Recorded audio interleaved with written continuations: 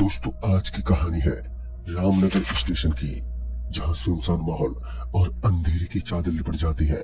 जहां इंसान तो क्या, कोई जानवर तक भटकने की हिमाकत नहीं करता।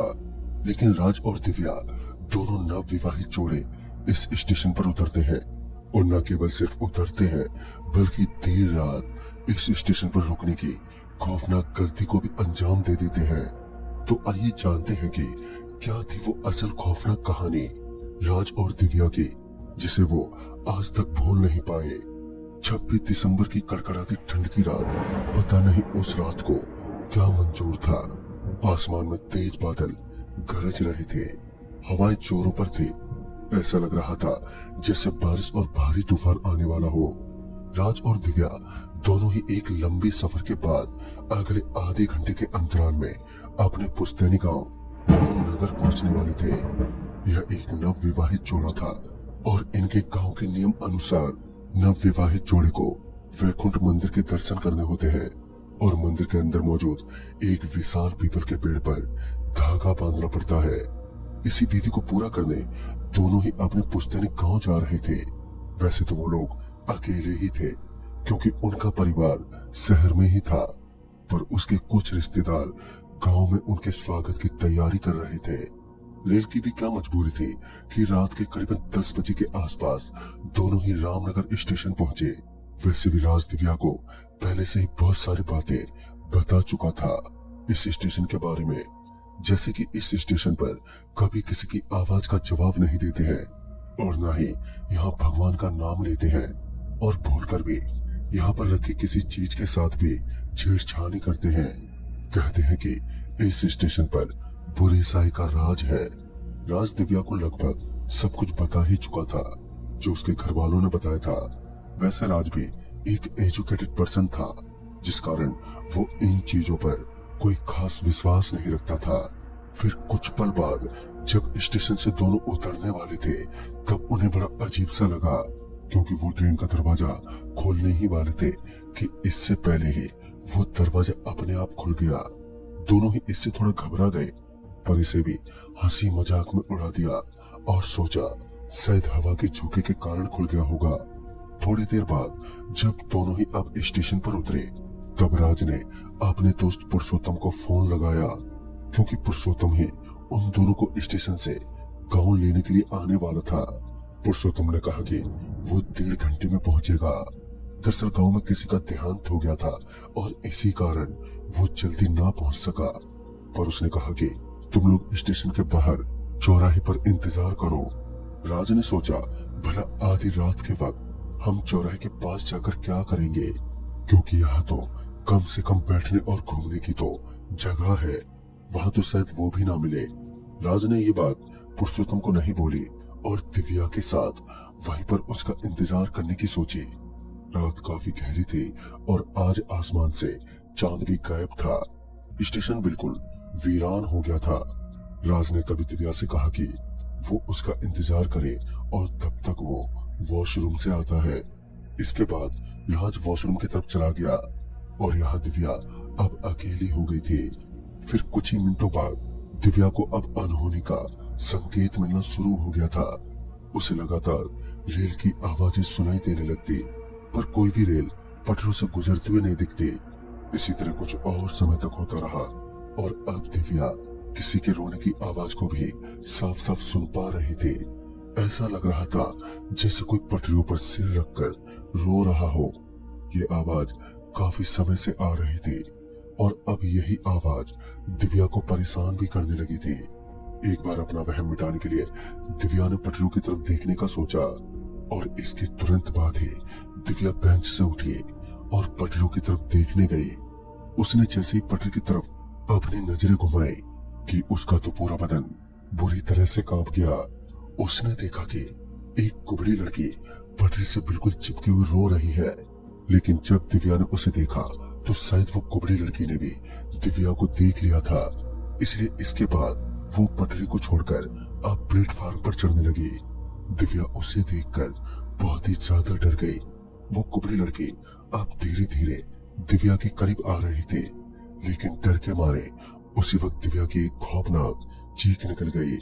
उसकी चीख सुनकर राज दौड़ता हुआ बाहर आ गया और दिव्या के पास पहुंचकर उसे शांत करने लगा। राज ने पूछा कि क्या हुआ, तो इस पर उसने उस कुबड़ी लड़की के बारे में दिव्या ने राज को बताया। तभी राज ने कहा, क्या दिव्या तुम भी, मैंने सिर्फ टाइम पास में वो भूतिया बातें तुम्हें बताई थी, तुमने उसे सच मान लिया। असल में ये सब थोड़ी होते हैं, जो तुमने देखा वो सिर्फ और सिर्फ तुम्हारा वहम था। दिव्या बहुत ही ज्यादा डर गई थी और लगातार राज को यहाँ से चलने को कह रही थी, लेकिन राज भी भला क्या करता, क्योंकि बाहर वैसे भी बारिश और इतनी ठंडी जो थी। उस वक्त एकमात्र वो स्टेशन ही सहारा था उन दोनों का। इसके बाद दिव्या किसी तरह सहम कर राज का कस के हाथ पकड़कर वहीं बेंच पर बैठ गई।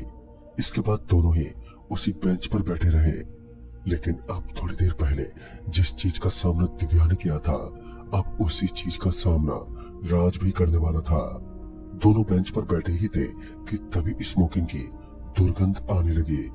राज को ये समझ नहीं आया कि भला इस वीरान से स्टेशन पर इतनी देर रात कौन सिगरेट पी सकता है, क्योंकि उन दोनों के अलावा वहां पर कोई मौजूद ही नहीं था। कुछ ही देर बाद राज को एक और झटका लगा जब उसकी नजर सामने वाले पिलर पर पड़ी। दरअसल उस पिलर से ठीक सटके किसी का पैर था। उन पैरों को देखकर तो यही लग रहा था जैसे वहां पर कोई खड़ा हो। राज समझ गया कि हो ना हो वो सिगरेट पीने वाला ही खड़ा है। वो भी दिव्या की तरह अपना वहम मिटाने के लिए उस पिलर के नजदीक गया। जब राज उसके नजदीक गया तो उसकी भी रूह कांप गई, यह देखकर कि वहां कोई शख्स तो मौजूद ही नहीं है, पर हाँ वो पांव मौजूद था। लेकिन ये कैसे हो सकता था? उसने ठीक से देखा तो पता चला कि वो किसी का कटा हुआ पांव था। उसने ये बात दिव्या को बताना ठीक नहीं समझा, वरना वो और भी डर जाती। वो भी चुपचाप बेंच पर आकर बैठ गया और पुरुषोत्तम का इंतजार करने लगा।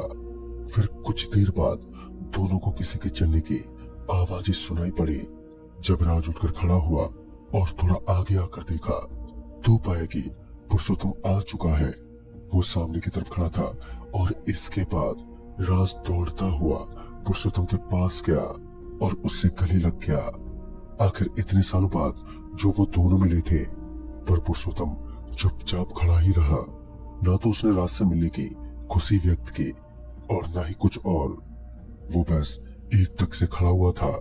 इसके बाद राज ने उसे फौरन सामान लेकर आने को कहा और इसके बाद राज और दिव्या दोनों ही स्टेशन से बाहर निकलने लगे।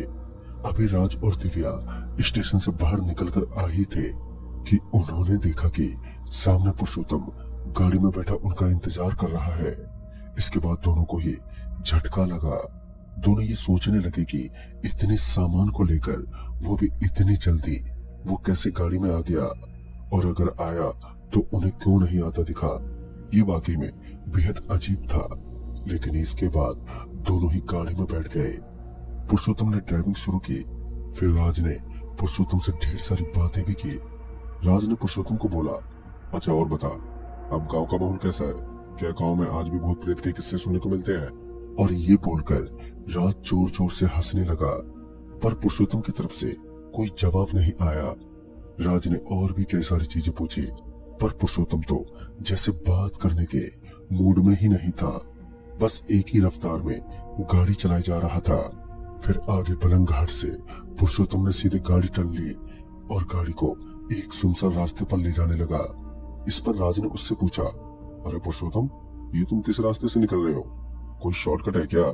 फिर पुरुषोत्तम ने मुंडी हिलाते हुए हाँ में जवाब दिया और इसके थोड़ी ही देर बाद गाड़ी सीधे खंडर के पास आकर रुकी। पुरुषोत्तम ने गाड़ी से उतरने का इशारा किया। राज ने घबराते हुए पूछा, गाड़ी में कोई खराबी आ गई है क्या?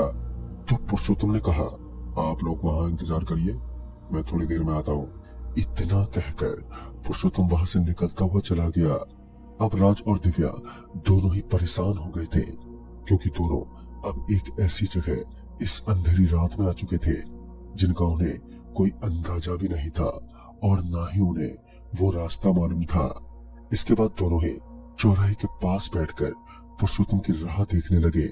फिर कुछ देर बाद राज ने सोचा कि पुरुषोत्तम को फोन किया जाए। वो उस चौराहे से थोड़ा दूर गया और फिर उसने पुरुषोत्तम को फोन किया। पुरुषोत्तम ने फोन उठाया, तब राज उस पर भड़कते बोला, क्या हुआ यार, तुम अब तक पहुंचे क्यों नहीं? तो उसने कहा, क्या मजाक है ये, मैं तो यहाँ कब से तुम दोनों को ढूंढ रहा हूँ, पर मुझे तो कोई दिखाई नहीं दे रहा है। राज ने कहा, मतलब कि तुम स्टेशन के पास हो?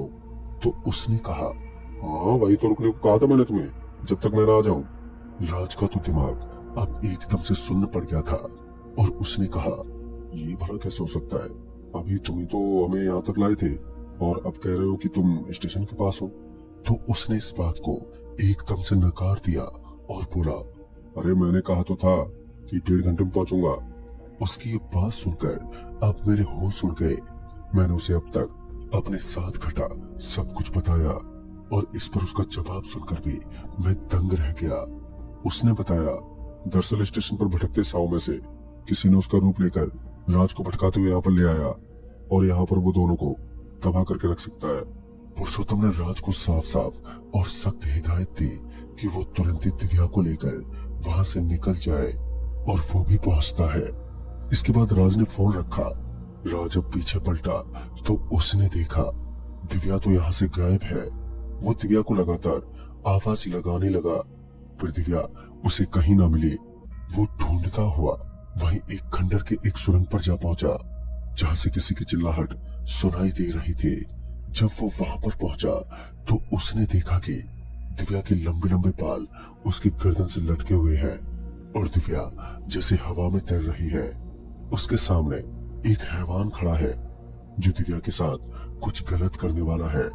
इसके तुरंत बाद दिव्या सीधा जमीन पर जा गिरी और अब वो हैवान धीरे धीरे राज की तरफ बढ़ने लगा। वो उसकी तरफ बड़े गुस्से भरी निगाहों से बात कर रहा था, लेकिन तभी राज में पता नहीं कहां से इतनी हिम्मत आ गई कि पास ही में रखे एक रोड से उसने उस हैवान पर प्रहार कर दिया, जिससे कुछ समय के लिए वो गायब हो गया। उसके बाद राज दिव्या को लिए तुरंत उस खंडर से भागने लगा।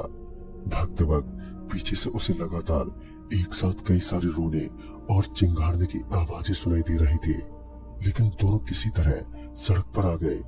उन दोनों ने जिंदगी में पहली बार इतना खौफनाक नजारा देखा था। उन्होंने देखा कि अब खंडर से कुछ साहिब बढ़ते हुए उनकी तरफ आ रहे हैं। हवाएं और बारिश दोनों काफी तेज थे। वो भटकती रो बड़ी रफ्तार से उनकी तरफ बढ़ रहे थे। तभी पीछे से हॉर्न की आवाज सुनाई पड़ी तो उन्होंने देखा पुरुषोत्तम गाड़ी लिए आया और उसके बाद दोनों तुरंत ही गाड़ी में बैठ गए। पुरुषोत्तम ने गाड़ी को पूरे रफ्तार में भगाया। वो साया और प्रेत काफी दूर दूर तक उनका पीछा करते रहे।